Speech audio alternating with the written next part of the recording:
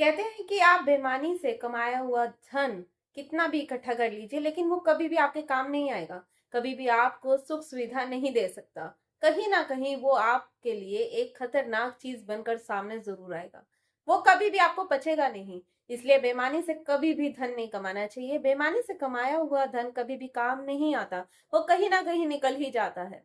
तो इसी के ऊपर एक बहुत इंटरेस्टिंग स्टोरी लेकर आई हूँ। प्लीज इस कहानी को पूरा सुनिएगा। मैं अलीशा आप सबका स्वागत करती हूँ स्पीक यूनिवर्सल पर।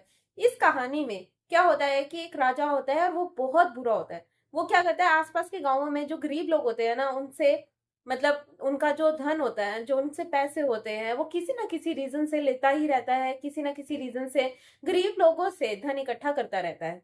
उन पर अत्याचार करता है और उनसे धन इकट्ठा करता रहता है।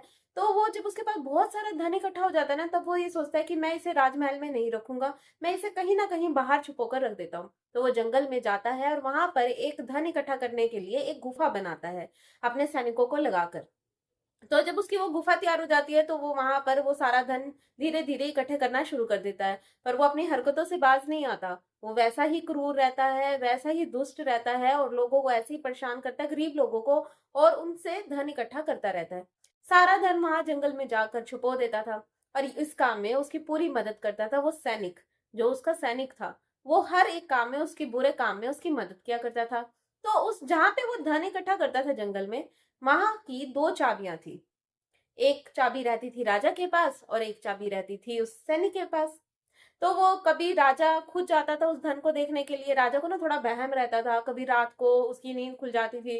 तो उसे ये रहता था कभी मेरा धन कोई चोरी ना कर ले। कहते हैं ना कि जो जैसा होता है उसे उस चीज का डर लगा ही रहता है, क्योंकि वो खुद दूसरों को मतलब परेशान करता था, दूसरों से खुद धन को चोरी किया करता था। तो उसके मन में भी ये डर रहता था कि कहीं मेरा धन भी कोई चुरा कर वहां से ले ना जाए। तो वो अपने सैनिक को कभी बोल दिया करता था कि तुम जाओ एक बारी देख कर आओ कि वो वहां पर सब सही है या नहीं। तो कभी कभी वो खुद ही देखने चला जाता था। एक दिन क्या होता है, रात्रि की बात होती है। रात को उसे पता नहीं सोते सोते एक स्वप्न आता है जिसमें वो डर जाता है।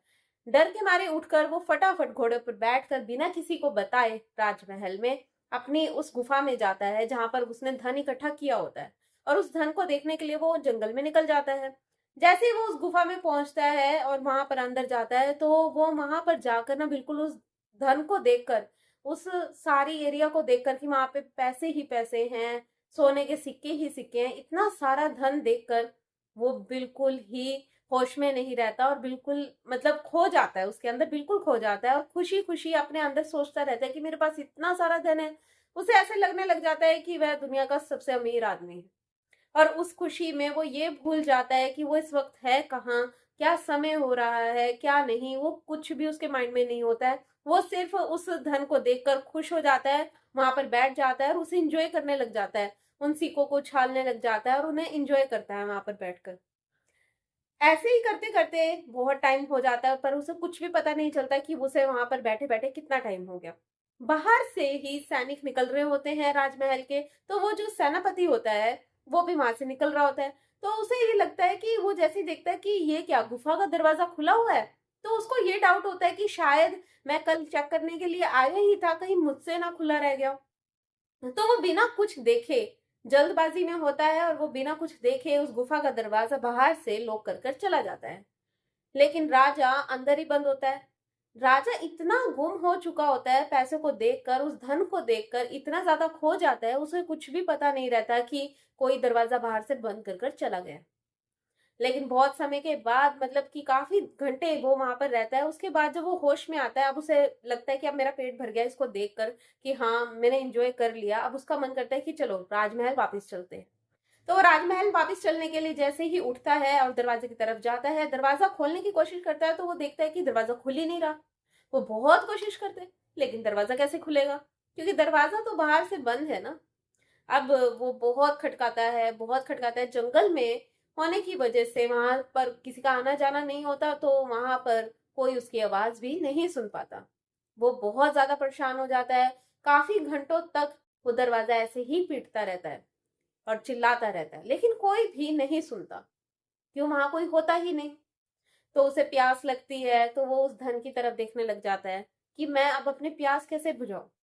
वो उन हीरो की तरफ देखने लग जाता है, उन सिक्कों की तरफ देखने लग जाता है, सोने के सिक्कों की तरफ, कि अब मैं इनको खाकर अपनी भूख मिटाऊं या इनसे अपनी प्यास बुझाऊं, ये मेरे किस काम के।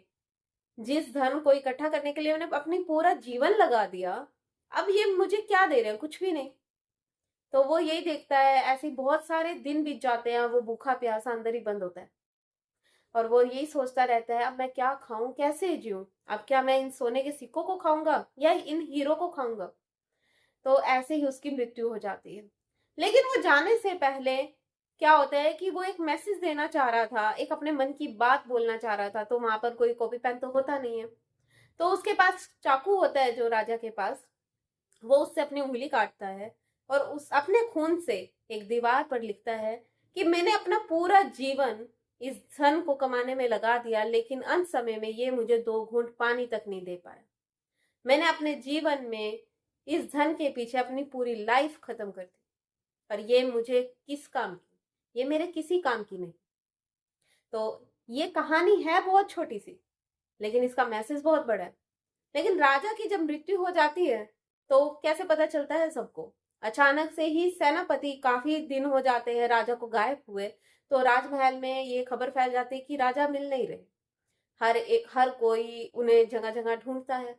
सेनापति को अचानक से अंदर लालच आ जाता है कि एक चाबी मेरे पास है और मुझे उस धन के बारे में पता है, क्यों ना मैं उस धन में से कुछ अपने लिए रख लूं, कुछ चुरा लूं। राजा को क्या पता चलेगा, राजा तो यहाँ पर है भी नहीं। तो वो रात्रि में जैसे ही सेनापति उस जंगल में जाकर वो धन चुराने की कोशिश करता है, जैसे ही वो उस गुफा को खोलता है, वो देखकर हैरान हो जाता है कि वहां पर राजा की लाश पड़ी थी और वो उस मैसेज को पढ़ता है। आप सोचिए, इस कहानी से हमें क्या मैसेज मिला है। हमें इस कहानी से हमें ये मैसेज मिला है कि हम अपनी लाइफ में, और ये सच है, आज के समय में यही हो रहा है, हर कोई पैसे के पीछे भाग रहा है। पैसे के पीछे, बस पैसा पैसा पैसा पैसा। अपना आज भी नहीं जी पा रहे हैं अच्छे से। खानी तो वही 2 वक्त की रोटी और वही पानी पीना है, लेकिन फिर भी पैसे के पीछे भागे जा रहे हैं।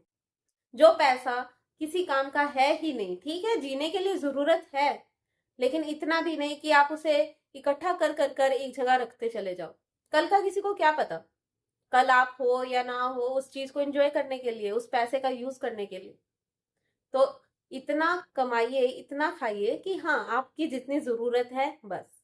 लेकिन आजकल लोग अंधे हो चुके हैं पैसे के पीछे, कमा कमा कर उन्हें स्टोर किए जा रहे हैं, जैसे पता ही नहीं क्या ही मिल जाएगा। तो कहानी छोटी है लेकिन इसका मतलब बहुत बड़ा है। आई होप आप सबको पसंद आई होगी। प्लीज मेरे चैनल को लाइक और सब्सक्राइब जरूर कीजिएगा, ताकि ऐसी बहुत सारी वीडियोस आप सबके लिए लेकर आती रहूं।